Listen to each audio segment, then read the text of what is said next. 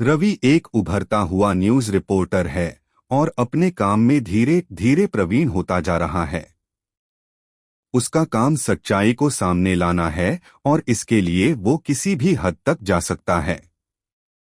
यानी वो अभी से अपनी जान से ज्यादा सच्चाई को महत्व देना जानता था। वो अक्सर रात में अपने काम से रिलेटेड जानकारी पाने के लिए ईमेल चेक किया करता था। ऐसे में एक रात एक केस के सिलसिले में अपना ईमेल चेक कर रहा था कि तभी एक अनजान नाम से एक ईमेल आया जिस पर अर्जेंट लिखा हुआ था। रवि ने सोचा पता नहीं कौन है और ईमेल को इग्नोर कर अपने काम पर लग गया। करीब 1 घंटे बाद उसके ईमेल का फिर से नोटिफिकेशन आया। उसने देखा, फिर से बिना नाम वाले का था। इस बार भी ईमेल के सब्जेक्ट वाले कॉलम में अर्जेंट लिखा था। पहले तो रवि के दिमाग में ख्याल आया कि इसे न देखे पर पता न क्यों। शायद उत्सुकतावश उसने ईमेल को ओपन किया। ईमेल में लिखा था, इस ईमेल को खोलकर पढ़ने का धन्यवाद। मुझे पता है आपका हर समय कीमती है। मैं ज्यादा समय नहीं लूंगा। मुझे पता चला है कि आप सत्य की तलाश में हैं और एक सत्य आपका इंतजार कर रहा है। झारखंड की राजधानी रांची से 18 किलोमीटर दूर रांची पतरातू मार्ग पर एक गांव है पिठौरिया। इसी गांव में एक 100 कमरों वाला एक किला है जो आपका इंतजार कर रहा है। अपने अंदर दफन राज को बाहर निकालने को बेताब है, बस कोई हो जो उस राज को जान सके। आज से 2 दिन बाद ठीक 16 अप्रैल को वो एक राज बताएगा। समय पर पहुंचे। धन्यवाद। ईमेल को पढ़कर रवि का दिमाग ही घूम गया। उसने तुरंत गूगल पर सर्च किया तो उसे वाकई एक किले के बारे में कुछ तो पता चला, पर ऐसा कुछ खास पता नहीं चला था जो उस किले के बारे में कोई राज बताए, सिवाय एक बात को छोड़ के, किले की चीख। रात से सुबह हो गई सोचते सोचते। आखिरकार उसने पिठौरिया गांव जाने का फैसला ले ही लिया।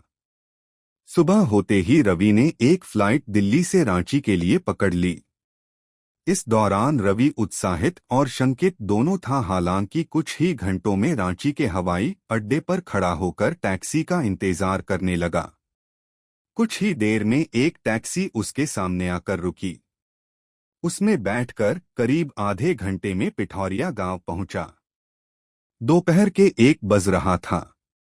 पिठौरिया गांव में आए रवि को 10 मिनट भी नहीं हुए थे कि तभी उसे कुछ और लोग, 3 लोग गांव में आते हुए दिखे। रवि ने अंदाजा लगाया कि ये भी पर्यटक ही है। वो भी उनके पीछे पीछे गांव में दाखिल हो गया। छोटा सा गांव था, इसलिए गांव वालों ने ही सभी का स्वागत किया और सभी के रुकने की व्यवस्था कर दी। कल की रात किले के अंदर का कोई राज उन्हें पता चलने वाला था और सबसे मजेदार बात ये कि उन सभी को भी ऐसे ही ईमेल के द्वारा बुलाया गया है और तुर्रा ये पूछताछ करने में पता चला कि गांव में ऐसा कोई नहीं है जिसको ईमेल का ज्ञान हो। इस गांव की सबसे अजीबोगरीब खासियत रात के 8 होते ही अपने आप ठंडी हवाएं चलने लगती है, चाहे दिन में कितनी गर्मी हो। रवि को गांव तो ठीक लग रहा था, पर जिस तरह से लोग किले के चीखने के राज नहीं खोल रहे थे उसे अजीब लगने लगा।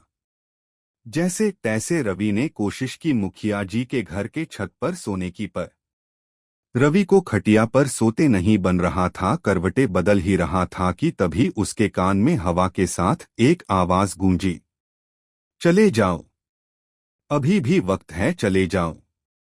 रवि हड़बड़ाकर उठ बैठा। उसने इधर उधर देखा, उसे कोई नजर नहीं आया। वहम समझकर जैसे ही लेता वैसे ही फिर एक आवाज उसके कान में गूंजी, मौत को दावत मत दो, चले जाओ। रवि को अब यकीन हो गया कि कोई तो है, कोई साया या कोई परछाई या कोई आत्मा या कुछ और वो जो कोई भी है वो शुभचिंतक भी हो सकता है और दुश्मन भी। रवि पूरी रात सो नहीं पाया, किसी अनिष्ट की शंका ने उसे सोने नहीं दिया। सुबह प्रधान जब रवि को उठाने गया तब रवि को उठा हुआ पाया। कुछ ही देर में चारों किले की तरफ जाने को तैयार हो गए।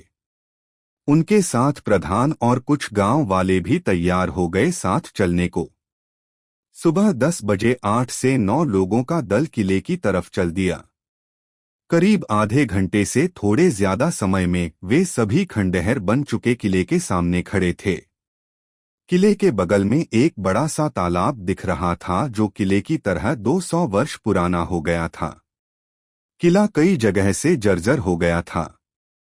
इसमें देखने लायक कुछ नहीं बचा, सिवाय कुछ नक्काशी के जो मुगल स्थापत्य कला का वर्णन दे रही थी।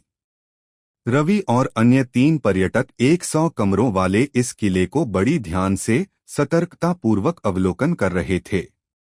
किले के खंडहर होने की वजह से किले के अंदर कुछ नहीं था, कोई वस्तु, कोई शिल्प, कुछ नहीं, सिर्फ टूटी दीवारें।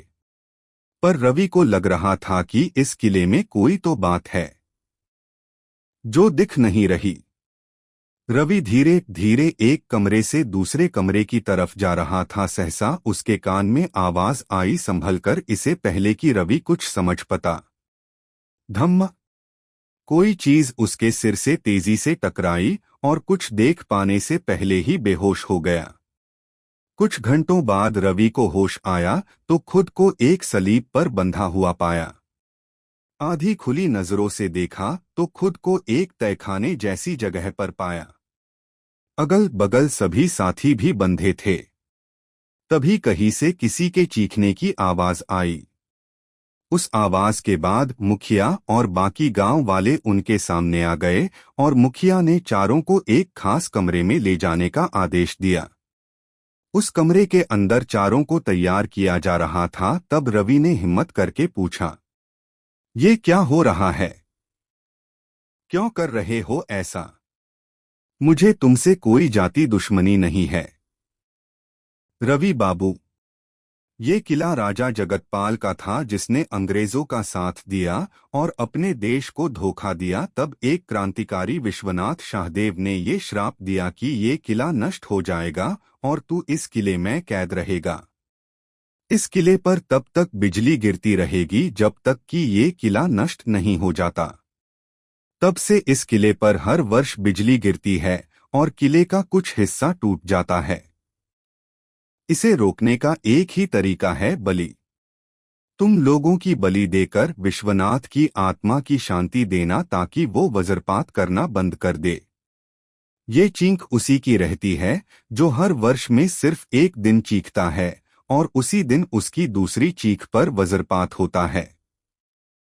हमारे गांव के पुजारी ने अपने ज्ञान से ऐसे लोगों को खोज जो पुनर्जन्म लेकर आए हैं और इस राजा के शासन में इसके साथ रहे हो। रवि, तुम भी वही हो, राजा जगतपाल के अंगरक्षक क्षत्रपाल। अब तुम सबकी बलि दी जाएगी। कुछ ही देर में बलि देना शुरू किया गया। बाकी के अन्य 3 पर्यटक खुद को नहीं बचा पाए। एक गंडासे से तीनों की गर्दन बारी बारी से काट दी गई। अब रवि की बारी थी। इससे पहले रवि की गर्दन काटी जाती, उसने कंधे से काटने वाले को धक्का दिया और गंडासे की धार से अपने हाथ खोल गांव वालों से भीड़ गया। किसी तरह बचते बचाते किले के बाहर आ गया। इससे पहले कि प्रधान रवि को मार पता, किले से दूसरी चीख सुनाई दी और तड़ाम की आवाज के साथ बिजली किले पर गिरी और किले का हिस्सा टूटकर प्रधान और बाकी सदस्यों के ऊपर गिर पड़ा। रवि बच तो गया पर आकाशीय बिजली की चमक की वजह से उसके आंख की रोशनी चली गई। समाप्त।